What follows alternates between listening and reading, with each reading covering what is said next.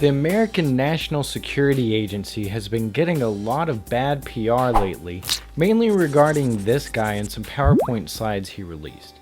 But what does the NSA actually do, and should we really be worried about it? Let's take a look. The NSA was started in 1952 by this guy. Its mission is to collect and analyze intelligence data for determining threats to the United States. And collect it does, all different types of data from all different sources. While spying on the entire world's stuff can be immoral and rude, unfortunately it's not yet illegal.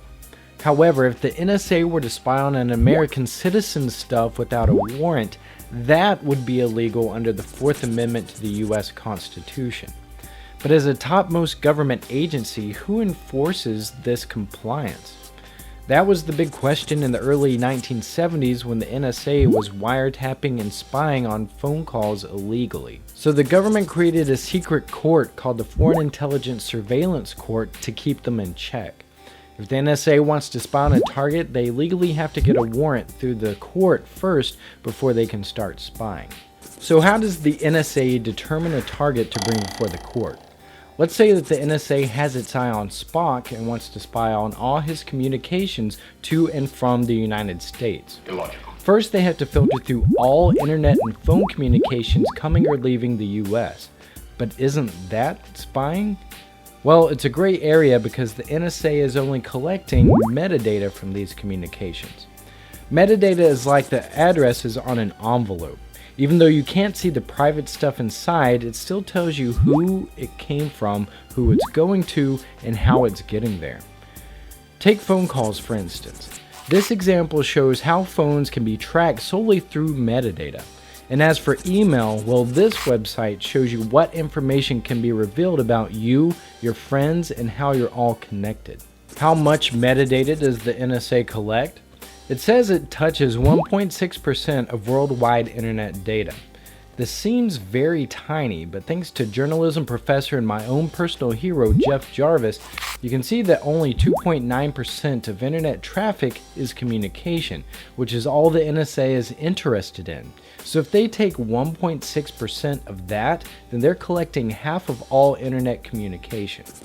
So considering that the NSA has a massive storage center to keep all this metadata, add a simple way to search through all of it, and they can find out any communication mentioning Spock very easily, even if it just mentions him as a joke. Then for compliance, they need to ensure the person doesn't live in America. And to determine this, they pull the sender's IP address from the metadata, which is a very inaccurate way of determining location. For instance, if I send a funny email about Spock using a Canadian VPN service, I can then become an NSA target even though monitoring me would be illegal. But thanks to Prism, that's all the NSA needs to monitor my data from Google, Facebook, Twitter, and other service providers for up to a week.